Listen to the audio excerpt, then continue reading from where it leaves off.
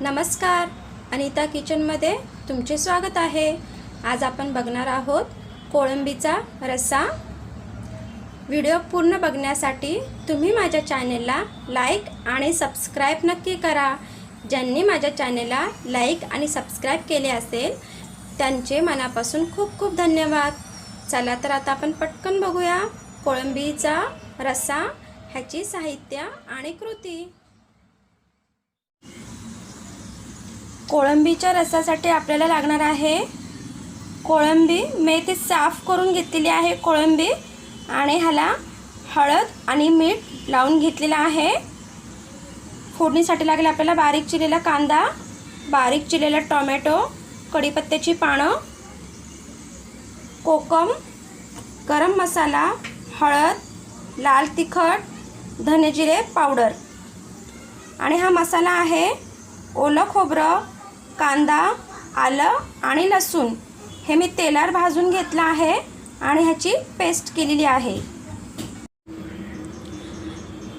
तेल इथे मी 2 चमचे व्यवस्थित तापून घेतलेला आहे।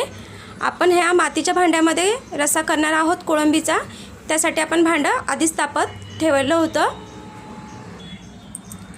आता ह्यामध्ये मी बारीक चिरलेला कांदा टाकत आहे। आपल्याला जाळायचं नाही आहे, फक्त गुलाबीपर्यंत रंग येईपर्यंत परतून घ्यायचा आहे। त्यातच आपण टोमॅटो टाकून घेणार आहोत।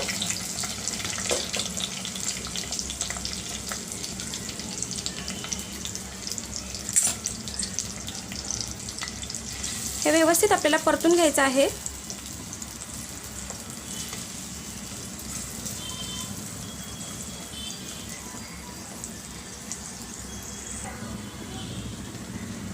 तुम्ही पाहू शकता आपला कांदा व्यवस्थित ट्रान्सपरंट झालेला आहे आणि टोमॅटोही विरघळलेला आहे।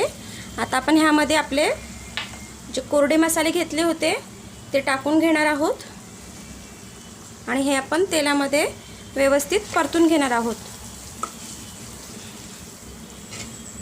हे 1 ते 2 मिनिटं आपल्याला तेलामध्ये परतून घ्यायचे आहेत। आता आपण ह्यासोबतच कढीपत्त्याची पानंही टाकून घेऊया।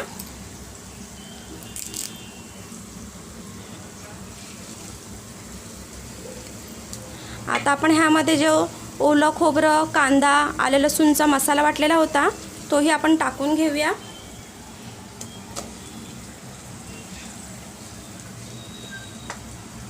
आणि हाही आपण तेलामध्ये व्यवस्थित मिक्स करून घेऊया।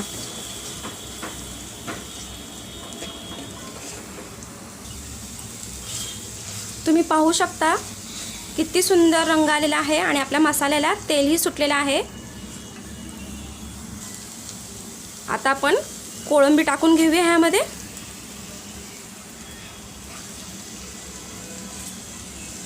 आणि ही व्यवस्थित मसाल्यामध्ये आपण परतून घ्यायची आहे।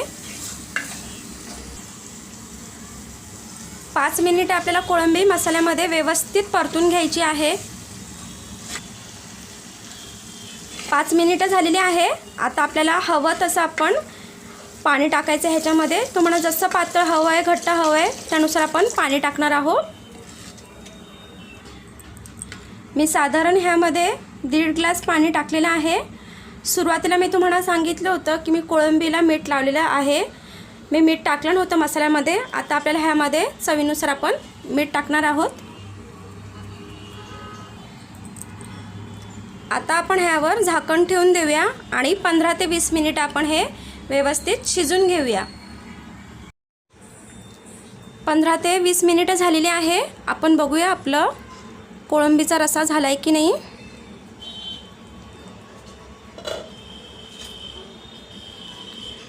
किती सुंदर तरी आलेली आहे बघा।